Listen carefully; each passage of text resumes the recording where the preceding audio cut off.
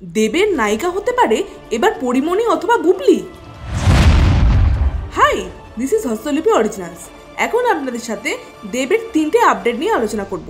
এরকমই বাংলায় সমস্ত সিরিজ এবং সিনেমা সংক্রান্ত আলোচনা শুনতে এবং রিভিউ পেতে আমাদের এই চ্যানেলটা ফলো করে রাখুন।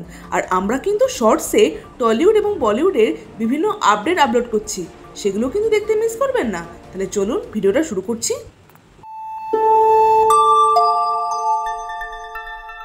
হস্তলিপি originals, the ultimate filmy dose. প্রথম আপডেটটা হলো দেব, অভিজিৎ সেন এবং অতনু রায়চৌধুরীর ছবি প্রতীক্ষা নিয়ে। আগে শোনা গেছিল ভিসা জটিলতার জন্য তাসনিয়া ফারিন এই ছবি থেকে সরে দাঁড়িয়েছেন। এরপরে সোশ্যাল মিডিয়ায় ঘোরাফেরা করে এই ছবির সঙ্গে যুক্ত হয়েছেন নুসরাত ফারিয়া।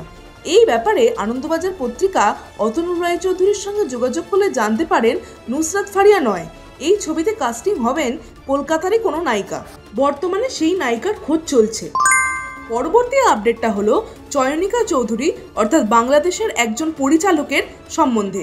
সদ্যই চয়নিকা চৌধুরীর সঙ্গে আনন্দবাজার পত্রিকা একটা ইন্টারভিউ করে।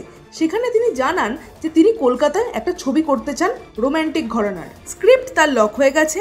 তিনি চান নায়কের ভূমিকায় দেবকে এবং নায়িকার ভূমিকায় শবনম বুবলি অথবা পরিমণি থাকবে দেবের বিপরীতে। দেব এখনও এই স্ক্রিপ্ট শোনেননি।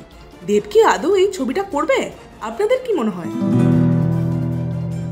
লাস্ট আপডেটটা হলো দেবের মোস্ট অ্যান্টিসিপেটেড ছবি রঘু ডাকাতকে নিয়ে, যেটা 2025-এর দুর্গাপুজোতে আসছে ধ্রুব ব্যানার্জির পরিচালনায়।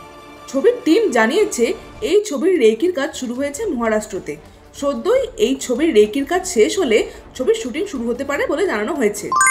দেবের কোন আপডেটটা নিয়ে আপনারা বেশি এক্সাইটেড অবশ্যই কমেন্টে লিখে জানান। আর আমাদের এই ভিডিওটা লাইক করতে মিস করবেন না প্লিজ।